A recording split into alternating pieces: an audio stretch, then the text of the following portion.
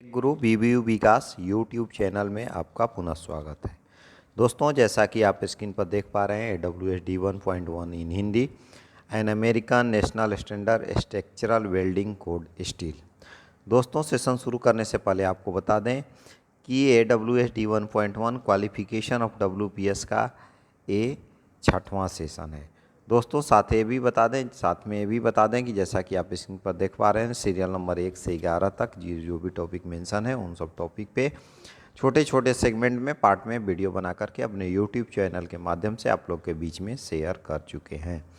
तो चलिए दोस्तों, आगे बढ़ते हैं विदाउट डिले और हम इस सेशन में बात करते हैं विजुअल इंस्पेक्शन ऑफ वेल्ड के बारे में।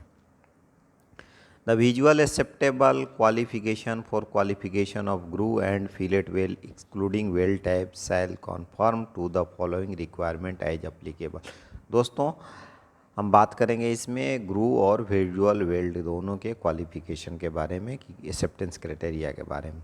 तो चलिए दोस्तों, आगे बढ़ते हैं और बात करेंगे विजुअल इंस्पेक्शन ऑफ। अगर ग्रूव वेल्ड की बात करें तो groove weld shall meet the following requirement. Groove weld जो है फॉलोइंग रिक्वायरमेंट को मीट करेगा। Any crack shall be unacceptable regardless of size.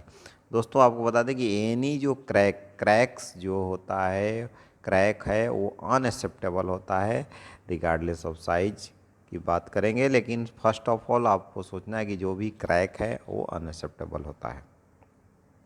Second, आगे बढ़ते हैं दोस्तों। तो all crater shall be filled to be full cross section of the weld. दोस्तों, जो वेल्ड सेक्शन होगा, जो क्रेटर्स होगा, वो जो क्रॉस सेक्शन ऑफ वेल्ड है उसको पूरा फिल करना है, उसमें छोड़ना नहीं है, पूरा फिल होना चाहिए। थर्ड है, weld reinforcement shall not exceed 3 mm। The weld profile shall confirm to figure 5.4 and shall have complete fusion.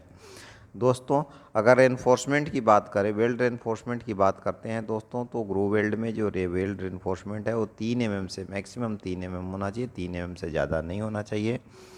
और जो वेल्ड कंप्लीट अगर फ्यूजन की बात करते हैं दोस्तों, तो कंप्लीट फ्यूजन होना चाहिए। साथ ही अब बता दो, जैसा कि दोस्तों इसमें कन्फर्म टू फिगर 5.4 मेंशन किया हुआ है, तो आपको बता दें कि AWSD 1.1 फैब्रिकेशन चैप्टर के ऊपर हम वीडियो बना करके ऑलरेडी आप लोग के बीच में हम शेयर कर चुके हैं दोस्तों। वहाँ से आप फिगर 5.4 को रेफर कर सकते हैं, देख सकते हैं। उस सेगमेंट में हमने पूरा डिस्कस किया है AWS के अकॉर्डिंग जो भी वेल्ड का कन्फर्मेशन है वो कैसे फॉलो करता है, साथ में फिगर का भी डिस्कशन किया हुआ है 5.4 का। नेक्स्ट दोस्तों, अगर बात करते हैं अंडर कट का, तो undercut shall not exceed 1 mm से ज़्यादा अंडर कैट का जो डेप्थ है वो नहीं होना चाहिए।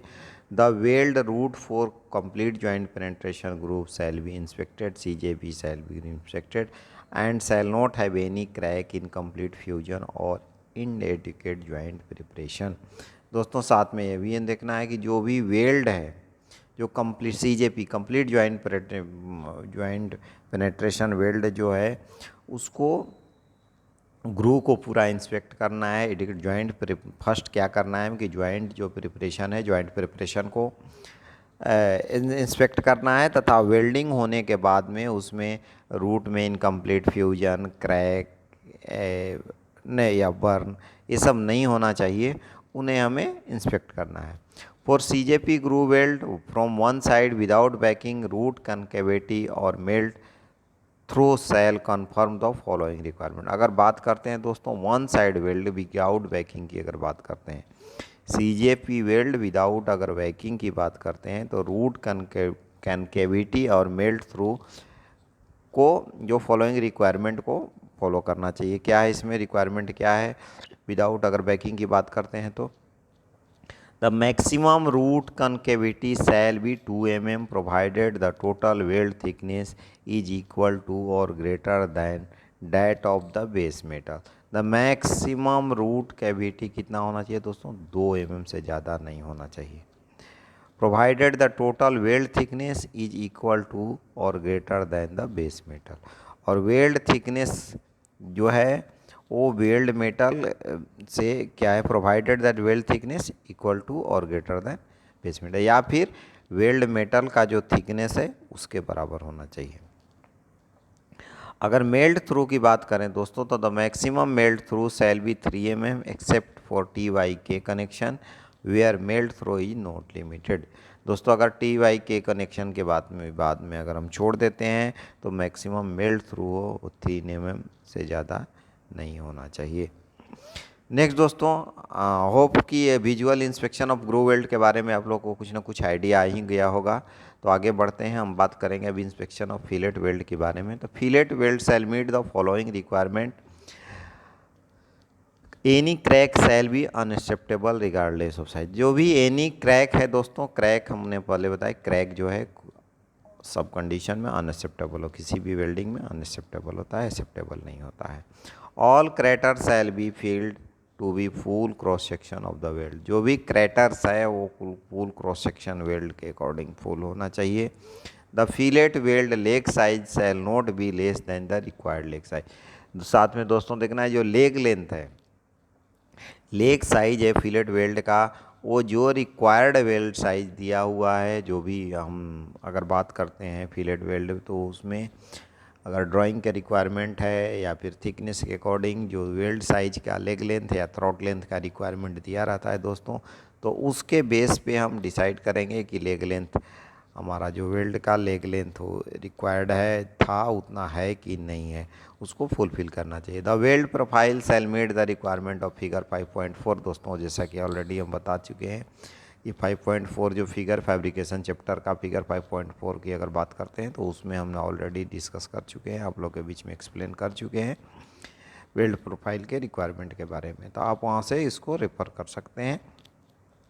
Base metal undercut shell not be exceed 1 mm। जो बेस मेटल अंडरकट है दोस्तों वो 1 mm से ज़्यादा एक्सीड नहीं होना चाहिए, वो एक्सेप्टेबल नहीं है। नेक्स्ट अगर बात करते हैं दोस्तों विजुअल के बारे में, विजुअल के बारे में हम बात करेंगे अगर एनडीटी रिक्वायरमेंट का, नॉन डिस्ट्रक्टिव टेस्टिंग का। Before preparing mechanical test specification the qualification test piece pipe और tubing shall be non destructively tested for soundness as follow. तो दोस्तों अगर विजुअल इंस्पेक्शन मेरा कंप्लीट हो गया, उसके बाद में मैकेनिकल टेस्टिंग से पहले जो टेस्ट प्लेट है, मेरा जो टेस्ट कूपन है, उसको न उसका नॉन डिस्ट्रक्टिव टेस्टिंग करते हैं साथ में, जो ताकि हमें वेल्डिंग का जो है साउंडनेस पता चल जाए, वेल्ड साउंडनेस पता चल जाए। तो उसको जो क्राइटेरिया होता है दोस्तों वेल्ड साउंडनेस का, वो फॉलोइंग करते हैं। तो आइए चलते हैं आरटी और यूटी करते हैं। तो आइदर आरटी और यूटी शैल बी, दोनों में से कोई एक मेथड यूज करते हैं। The entire length of the weld in test plate except the discard length at each end shall be examined conformance with clause 6 part E or F. For tubular, the full circumference of the complete weld shall be examined in conformance with clause 6 part C। दोस्तों आपको बता दें RT और UT की बात करते हैं तो जो डिस्कार्ड लेंथ है, जो वेल्ड लेंथ हमें डिस्कार्ड करना है वेल्डिंग को, उसको छोड़ करके अगर हम बात करें वेल्ड साउंडनेस का, तो वो वेल्ड साउंडनेस जो क्लॉज 6 पार्ट ई, अगर AWS पार्ट क्लॉज 6 पार्ट ई की बात करें तो उस पर दोस्तों आपको बता दें कि जो नॉन डिस्ट्रक्टिव टेस्टिंग है उसका फर्दर हम इस चैप्टर क्वालिफिकेशन चैप्टर कंप्लीट होने के बाद में उस पर एक हम वीडियो बनाएंगे, उस टॉपिक पे भी वीडियो बनाएंगे छोटे छोटे सेगमेंट में अपने बना करके आप लोग के बीच में हम शेयर करेंगे। तो उसको फॉलो होना चाहिए, साथ में वेल्ड साउंडनेस प्रॉपर होना चाहिए दोस्तों। अगर आप बात करते हैं आरटी और यूटी उस एक्सेप्टेंस क्राइटेरिया की दोस्तों, तो for acceptable qualification the weld as revealed by RT और UT shall confirm to the requirement of clause 6 part C. दोस्तों अगर वेल्ड एक्सेप्टेंस क्राइटेरिया की बात करते हैं तो वेल्ड का जो भी डिफरेंट एक्सेप्टेंस क्राइटेरिया अगर क्लॉज 6 पार्ट सी की बात करें तो उसमें दिया हुआ है कि किस में कौन सा किस इंडिकेशन का कितना लेंथ हमें एक्सेप्टेबल करना है, किस थिकनेस में कितना रिजेक्ट करना है, वो मेंशन किया हुआ है। तो हम उसको फर्दर आगे हम डिस्कस करेंगे चैप्टर में, अगले सेगमेंट में हम उसको डिस्कस करेंगे एनडीटी के बारे में। नेक्स्ट दोस्तों अगर बात करते हैं मैकेनिकल टेस्टिंग के बारे में, तो mechanical testing shall be follow root bend, root face and side bend specimen. तो root face and side bend specimen. See figure 4.12 for root and face bend, figure 4.13 for side bend. दोस्तों आपको बता दें कि root bend, face bend and side bend का जो criteria है कितना कितना लेंगे, ये हम ऑलरेडी सेगमेंट इस क्वालिफिकेशन चैप्टर में हम ऑलरेडी डिस्कस कर चुके हैं कि कितना थिकनेस रहेगा, बेस मेटल का क्या थिकनेस रहेगा, उसके अकॉर्डिंग रूट बेंड कितना ज़रूरत है, फेस बेंड कितना ज़रूरत है और साइड बेंड की कितना ज़रूरत है, हम ऑलरेडी डिस्कस कर चुके हैं दोस्तों। तो वेल्ड, अगर वेल्ड प्रोडक्शन वेल्ड क्वालिफिकेशन का WPS क्वालिफिकेशन में हम जिक्र कर चुके हैं। तो चलिए दोस्तों आगे बढ़ते हैं। Each specimen shall be bent in bend test jig meet the requirement shown in figure 4.15 through 4.17 और is suitably in conform with those figure provided the maximum band radius is not exceeded. Any convenient means may be used to move the plunger member with relation to the die member. The specimen shall be placed on the die member of the jig with the weld at missed specimen. Face bend specimen shall be placed with the face of the weld direct. दोस्तों जैसा कि हमने figure 4.1 to 4.13 के माध्यम से 15 के माध्यम से हम देखेंगे कहाँ कहाँ से फेस बेंड और साइड बेंड लेते हैं, उसको आगे हम देखते हैं। साथ में आपको बता दें कि जो फिगर 4.15 से 4.17 के बीच में अगर हम बात करेंगे, दो तीन फिगर रिलेटेड 15, 16 और 17 के बारे में बात करते हैं, तो उसमें दिया हुआ है प्लेसमेंट। अगर टेस्टिंग करते हैं तो जो मेरा वेल्ड पोजीशन है, मटेरियल का जो वेल्ड पोजीशन है जहां हम वेल्ड किए हैं, उसका प्लेसमेंट कहाँ होना चाहिए वो फिगर में मेंशन किया हुआ है। चलिए दोस्तों आगे बढ़ते हैं। Toward the gap, root bend and fillet weld soundness specimen shall be placed with the root of the weld direct toward the gap. Side bend specimen shall be placed with the sides on the greater discontinuity, if any, directed toward the gap. The plunger shall force the specimen into the die until the specimen become U-shaped. The weld and heat affected zone shall be centered and completely within the bent portion of the specimen after the testing. When using the warp round jig, the specimen shall be firmly clamped on end so that there is no sliding of the specimen during the bending operation. The weld and heat affected zone shall completely in the bent portion of the specimen after testing. Test specimen shall be removed from the jig when the outer roll has been moved 180 degree from the starting point. तो दोस्तों जैसा कि हम बात करेंगे root bend, face bend और side bend specimen की हम बात कर रहे हैं, तो जो मेन वेल्ड पोर्शन है उसको मेन सेंटर में हम रखते हैं। जो जिस मशीन में क्लैंपिंग की रिक्वायरमेंट है उसको क्लैंप प्रॉपरली करते हैं, ताकि वो जो मेरा स्पेसिमेन है अगर लोड अप्लाई कर रहे हैं तो उसके दौरान वो मूव ना कर, स्लाइड ना कर जाए, इसलिए हम उसको फिक्स करके रखते हैं।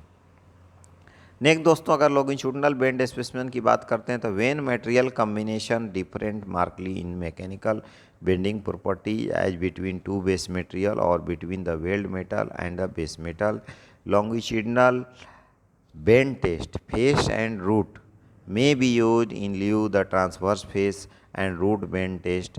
The weld test assembly conforming the 4.9.2 shall have test specimen prepared by cutting the test specimen shown in figure 4.10 and 4.11 whichever is applicable. The test specimen for the longitudinal bend test shall be prepared for testing shown in figure 4.12. तो दोस्तों अगर हम बात करते हैं to different between base में, क्या बोलते हैं दोस्तों, when material combination differ markedly in mechanical bending properties as between two base material और between weld metal and the base metal, longitudinal अगर बेंड की बात करते हैं, face bend and root bend की बात करते हैं दोस्तों, तो may be leave in transverse face और रूट बेंड टेस्ट ज़रूरत है, जो कि 4.92 को कंफर्म करना चाहिए। Shall test specimen prepared by cutting the plate and Son figure, और जो प्रिपरेशन है वो 4.10 और 4.11 के अकॉर्डिंग होना चाहिए, जो आगे हम देखेंगे कि कैसा प्रिपेयर करना है।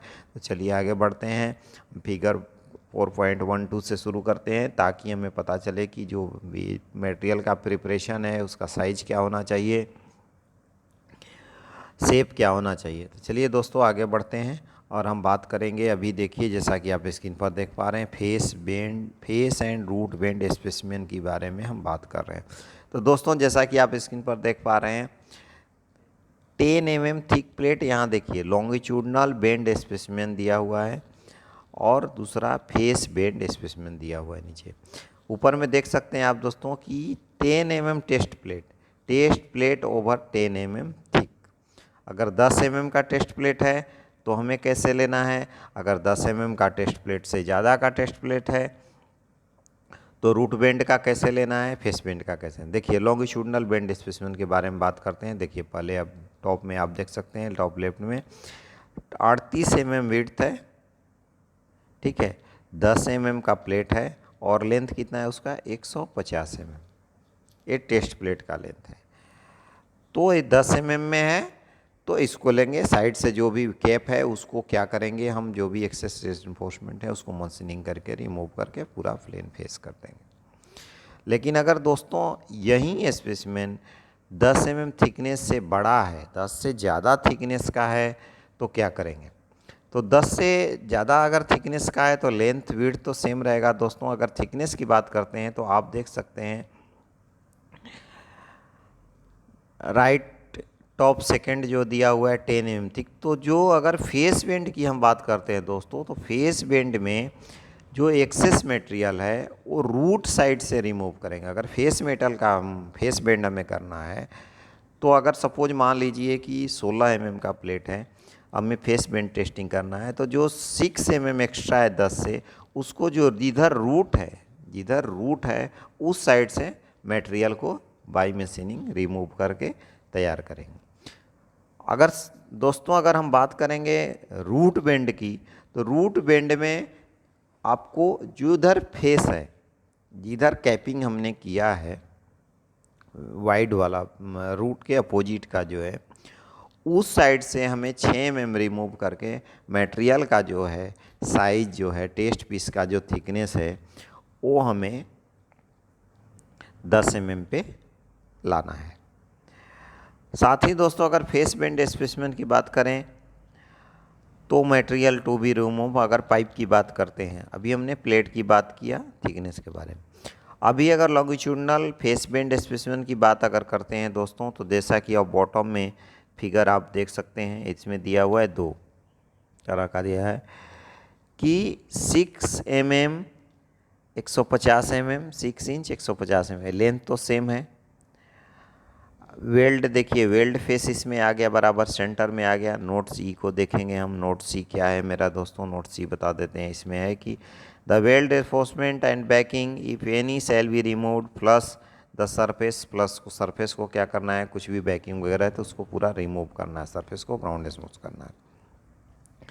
तो दोस्तों देखिए आप देख सकते हैं कि इसमें नोट बी, नोट ए, नोट बी, ठीक है, उसको डिस्कस करेंगे। बट विड्थ जो है दिया हुआ है, विड्थ को हमको विड्थ को W यहाँ दिया हुआ है। अगर थिकनेस की बात करते हैं तो T दिया हुआ है।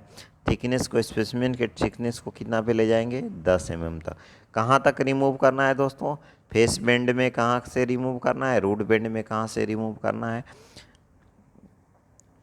लॉन्गिट्यूडनल बेंड स्पेसिमेन का हो गया, अभी हम बात कर रहे हैं फेस बेंड स्पेसिमेन का। तो अगर प्लेट का है बात करें तो देखिए किधर से फेस से रिमूव करना है, 3 mm तक। 16 mm का है तो सामने से उसको रिमूव कर करके उसको लाना है, 10 mm तक लाना है। और अगर पाइप है दोस्तों, तो पाइप है तो उसका जो कर्व पोर्शन है, जो कर्व पोर्शन है उसको रिमूव करना है और मिनिमम 10 mm तक लाना है। साथ ही दोस्तों आपको बता दें कि ये जो क्राइटेरिया है 10 mm और 10 mm से ऊपर का है। रिड्यूस सेक्शन टेस्ट भी होता है, यानी सपोज कोई मटेरियल का थिकनेस 10 mm से कम है, उसका भी रिड्यूस सेक्शन टेस्ट भी होता है। उसके लिए हम फर्दर आगे डिस्कस करेंगे कि कैसे होता है, ठीक है। अभी हम बात कर रहे हैं 10 mm, मिनिमम 10 mm थिकनेस या फिर उसके ऊपर के लिए।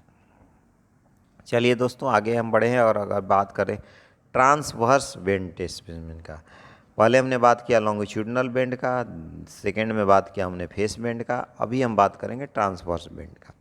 तो देखिए ट्रांसवर्स बेंड के स्पेसिमेन की अगर बात करते हैं तो यहाँ देखिए डायमेंशन दिया हुआ है, टेस्ट स्पेसिमेन का विड्थ दिया हुआ है, डब्लू दिया हुआ है, थिकनेस दिया हुआ है, लेंथ जो है आपको बता दें सबके लिए सिमिलर है, 150 mm है।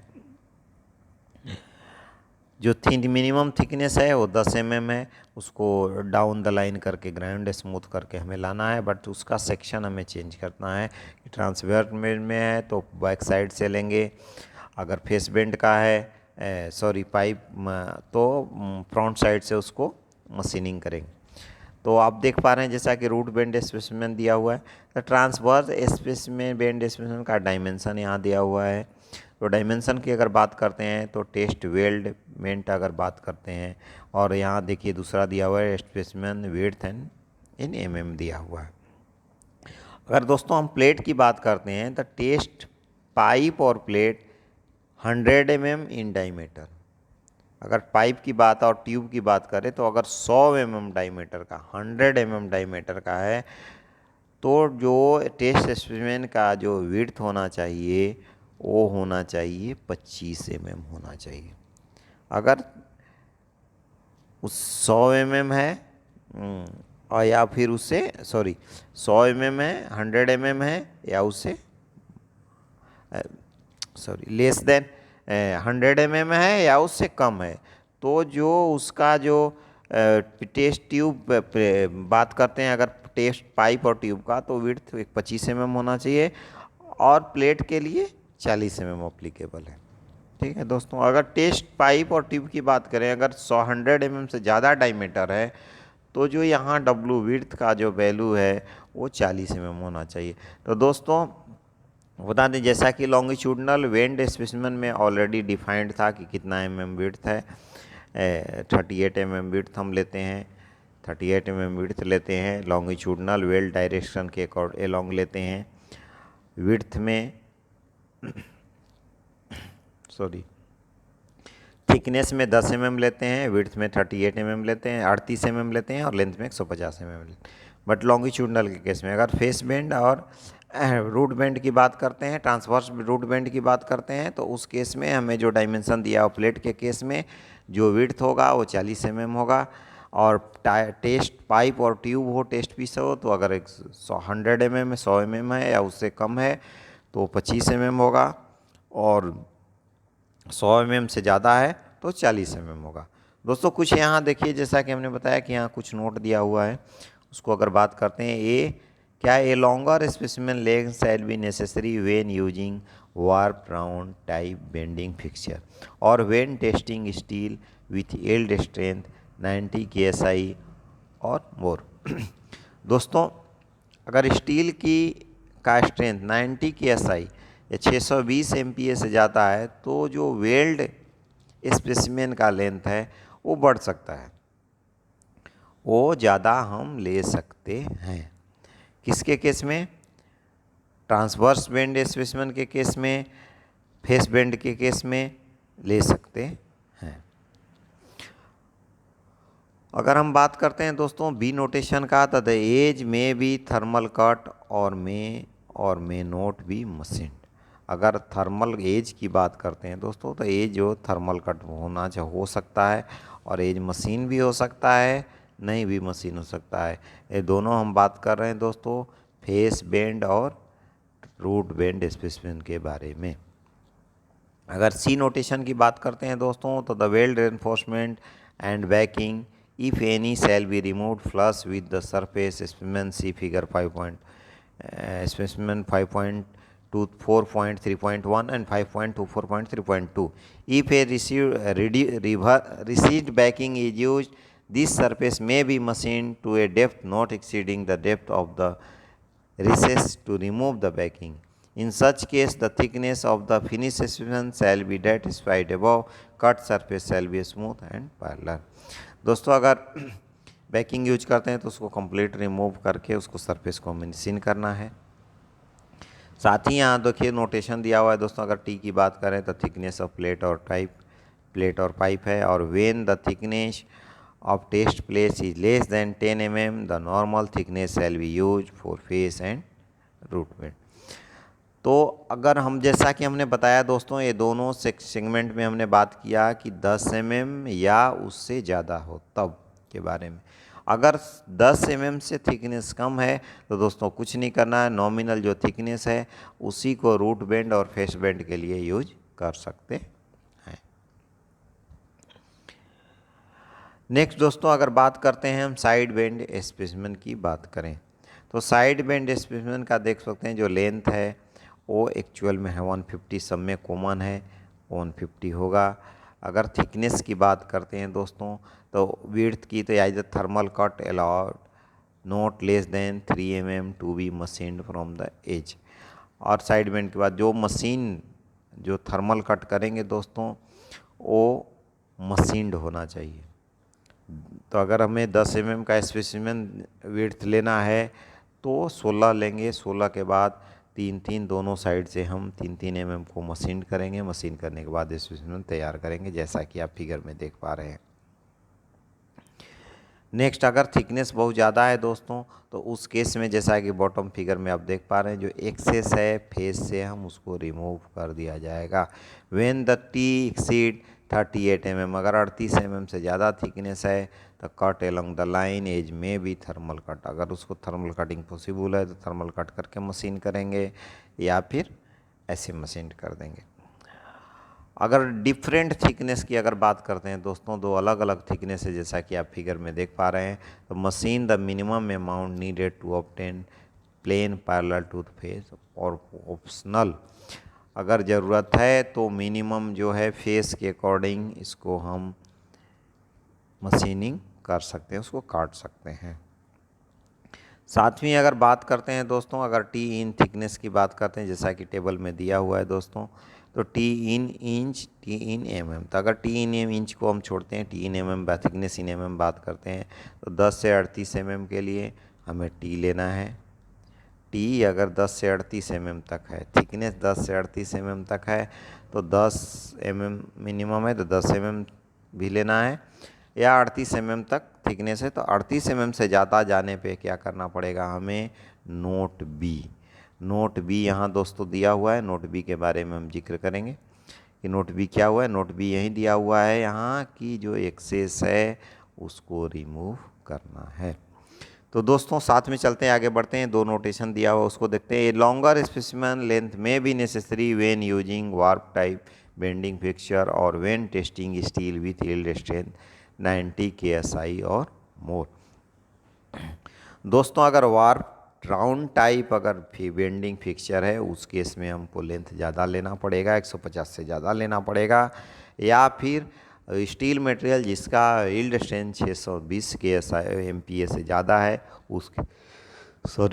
उस केस में हमें ज़्यादा लंबाई लेना पड़ेगा। अगर सेकंड बी की नोटेशन की बात करते हैं, जैसे दोस्तों बता दें आपको कि अगर थिकनेस 38 mm से ज़्यादा रहेगा तो 4 plate over 38 mm thickness the specimen shall be cut into approximately equal strip with thickness 20 mm and 38 mm and test each strip. अगर बात करते हैं अगर उससे ज़्यादा है तो वो प्लेट को स्पेसिमेन को cut into approximately equal strip में डिवाइड करेंगे बिटवीन कितना 20 mm से 38 mm के बीच में, अगर उसको इक्वली हम डिवाइड करेंगे फिर वो स्ट्रिप को टेस्ट करेंगे। यहाँ टी क्या है, प्लेट और थिकनेस का दिया हुआ है दोस्तों। चलिए दोस्तों आगे बढ़ेंगे। होप कि अभी हमने जैसा longitudinal bend, face bend and root bend specimen की बात किया उसके बारे में, तथा longitudinal bend specimen, face bend specimen और ट्रांसवर्स बेंड स्पेसिमेन के बारे में, साथ ही साइड बेंड स्पेसिमेन के बारे में आप लोग के बीच में डिस्कस किया। इसका होप कुछ ना कुछ जनरल आइडिया आप लोग के को आ गया होगा इसके बारे में। चलिए दोस्तों आगे बढ़ते हैं और हम बात करेंगे गाइड बेंड टेस्ट जिग के बारे में। तो दोस्तों गाइड बेंड अगर टेस्ट जिग की बात करते हैं, जैसा कि आप फिगर में देख पा रहे हैं कि ऐसा एक गाइड बेंड होता है, फिक्स करता है, जिसमें जिग दिया हुआ है, रेडियस दिया हुआ है, और इसको हम प्रोड्यूस करके जो हेल्प करके तो फिक्सचर के सहारे हम फिक्स करते हैं और इसमें मोशन होता है। तो दोस्तों हमने टेस्ट स्पेसिमेन प्रिपरेशन के बारे में तो डिस्कस कर लिया। अब ये जैसा कि आप स्क्रीन पर देख पा रहे हैं, इसमें गाइड बेंड टेस्ट जिग दिया हुआ है। तो आप डिफरेंट साइज में गाइड बेंड जिग अवेलेबल है। साथ ही कुछ यहाँ पे दिया हुआ है, लिमिटेशंस दिया हुआ है, साथ में रेडियस का लिमिटेशन दिया हुआ है दोस्तों कि हमें कितना थिकनेस करना है, तो उसके अकॉर्डिंग क्या एसआई उसका टेंसाइल स्ट्रेंथ है, तो उसके अकॉर्डिंग जो गाइड बेंड होगा उसका रेडियस कितना होना है स्पेसिफाइड किया हुआ है। यहाँ पे आप एक एक करके हम नहीं जा रहे हैं डिस्कस में, कितना एमएम होना चाहिए, कितना नहीं होना चाहिए, किसका फिक्सर का कितना एमएम होना चाहिए। हम डायरेक्टली आते हैं, जो टेबल दिया हुआ है उसमें ABCD पर जिक्र करेंगे। स्पेसिफाइड और एक्चुअल बेस यील्ड स्ट्रेंथ की अगर बात करते हैं तो यहाँ पे देखिए, स्पेसिफाइड और actual base metal yield strength और ABCD, यहाँ जो दिया हुआ है डिफरेंट पोजीशन ABCD फिक्सर का, वो डायमेंशन क्या होगा। सॉरी। तो दोस्तों अगर बात करते हैं 50 के SI 345 MPa या उससे अगर कम हो तो A का वैल्यू जो होगा 38.1 mm होगा, B का होगा 19 mm, C का होगा 60.3 mm और D का होगा 30.2 mm। दोस्तों अगर बात करते हैं 345 MPa से 620 MPa के बीच में अगर स्टील का स्ट्रेंथ यील्ड स्ट्रेंथ है तो A का वैल्यू 50.8 होगा, B का वैल्यू 25.4 होगा, C का वैल्यू 70.0 होगा और D का वैल्यू 36.6 होगा। नेक्स्ट अगर बात करते हैं दोस्तों, अगर 620 MPa से अगर ज़्यादा है तो उस केस में A का वैल्यू 63.5 होगा, B का वैल्यू 31.8 होगा, C का वैल्यू 85.7 होगा और D का वैल्यू 42.9 होगा। तो दोस्तों साथ में आपको बता दें कि इस टेबल के माध्यम से आपको बता दें, जो guide bend test jig fixer है उसका जो हमने डिफरेंट डेका डायमेंशन का जो जिक्र किया, वो स्पेसिफाइड जो ABCD दिया हुआ है टेबल में यील्ड स्ट्रेंथ के अकॉर्डिंग ही होना चाहिए। तो हम जब टेस्ट कर रहे हैं तो उस समय हमें देखना है कि जो एक्सपेक्टेड वैल्यू दिया हुआ है इस टेबल के अकॉर्डिंग, उसके अकॉर्डिंग उसका डायमेंशन है कि नहीं है। चलिए दोस्तों आगे बढ़ते हैं। Alternate wrap around guide bend test jig, ये दूसरा दोस्तों दूसरे टाइप का जिग है। वहाँ तो वर्टिकल प्रेस किया जा रहा था, यहाँ रोलर टाइप का है। बट साथ में आपको बता दें दोस्तों कि हमें इनिशियल में ही हमें बताया कि इसमें जो वेल्ड है, वेल्ड दोनों के केस में जो वेल्ड है वो इंटरमीडिएट बीच में, बिल्कुल बीच में होना चाहिए। हमें वेल्ड पोजीशन का बिल्कुल टेस्टिंग करते समय हमें बिल्कुल ध्यान में रखना है कि इंटरमीडिएट में एकदम बिल्कुल सेंटर में होना चाहिए। तो दोस्तों जैसा कि आप स्क्रीन पर देख पा रहे हैं, इसमें भी रोलर डायमेंशन दिया हुआ है, थिकनेस जो दिया हुआ है T+16 इन 2 mm दिया हुआ है। रोलर एनी डायमीटर रोलर का इसमें स्पेसिफाइड नहीं किया हुआ है, कोई भी डायमीटर का होगा, लेकिन जिस पे हम वार्प कर रहे हैं, जिस पे हम घुमा रैप कर रहे हैं, उस रोलर का डायमेंशन हमें स्पेसिफाइड यहाँ किया हुआ है। तो उस रोलर का डायमेंशन क्या होगा, स्पेसिफाइड और actual base metal yield strength KSI AB इन इंच और AB इन mm में दिया हुआ है दोस्तों। सिमिलरली दोस्तों अगर यहाँ बात करें, अगर 345 MPa के अंदर की बात करें तो रोलर का जो A का वैल्यू है वो डायमीटर 38.1 mm होना चाहिए और B का वैल्यू 19 mm। अगर 345 से 620 तक की बात करते हैं तो A का वैल्यू 50.8 होना चाहिए और B का वैल्यू 25.4 होना चाहिए। अगर 620 MPa से ऊपर की बात करते हैं तो A का वैल्यू 63.5 होना चाहिए और B का वैल्यू 31.8 होना चाहिए। नेक्स्ट दोस्तों हम अगर बात करते हैं alternative roller equipment guide bend test jig for bottom ejection of test specimen 4.9.3। तो दोस्तों अगर बॉटम अल्टरनेटिव रोलर्स इक्विपमेंट गाइडमेंट की अगर बात करते हैं तो जैसा कि आप इस पर देख पा रहे हैं, ये दो साइड में रोलर है, बीच में हम रखेंगे टेस्ट सेंटर करके, वेल्ड को सेंटर करके रखेंगे, उसके बाद में अल्टरनेट फिर रोलर को प्रेस किया जाएगा। यहाँ भी जो रोलर का डायमीटर है दोस्तों, रोलर का डायमीटर ये यहाँ पे देखिए दिया हुआ है, मिनिमम कितना होना चाहिए और कितना स्ट्रेंथ है मटेरियल के यील्ड स्ट्रेंथ के अकॉर्डिंग उसको डिजाइन होना चाहिए। अगर यहाँ भी बात करें तो 345 और अंडर कम की बात करें तो ए का वैल्यू 38.1, बी का वैल्यू 19.0 और सी का वैल्यू 63.3 mm होना चाहिए। अगर 345 से 620 की बात करें दोस्तों तो ए का वैल्यू 50.8, बी का वैल्यू 25.4, सी का वैल्यू 73.0। अगर 620 MPa से ऊपर की बात करें दोस्तों तो ए का वैल्यू 63.5, बी का वैल्यू 31.8 और सी का वैल्यू 85.7 होना चाहिए। तो दोस्तों होप ये जो हमने डिस्कस किया अभी गाइड बैंड टेस्ट इक्विपमेंट के बारे में, जिसमें गाइड बैंड टेस्ट जिग के बारे में, guide band alternate warp wrap around guide band के बारे में और अल्टरनेट रोलर इक्विपमेंट के बारे में, तो होप आप लोग को इसके भी बारे में कुछ ना कुछ आइडिया आ गया होगा। साथ में ही आपको बस से हमें ध्यान रखना है कि किस साइज का टेस्टिंग कराने के दौरान हमें ध्यान, अगर विटनेस आप कर रहे हैं तो हमें ध्यान देना है कि जो सब साइज है रोलर का, डायमीटर का जो डायमीटर है वो जो मेरा मटेरियल का यील्ड स्ट्रेंथ है उसको फॉलो कर रहा है कि नहीं कर रहा है, ये हमें ध्यान रखना है।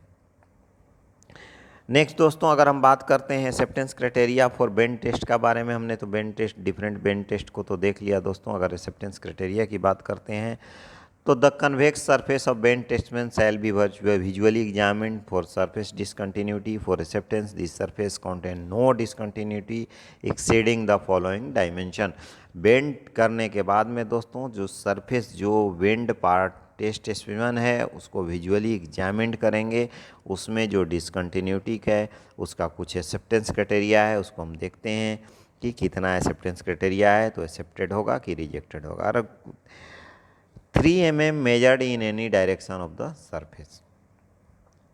अगर डिसकंटिन्यूटी कब एक्सेप्ट नहीं करेंगे, अगर 3 mm से ज़्यादा होगा इन एनी डायरेक्शन, अगर 3 mm एनी डायरेक्शन में होगा तो discontinue exceed following dimension, no discontinue, उससे ज़्यादा नहीं होना चाहिए।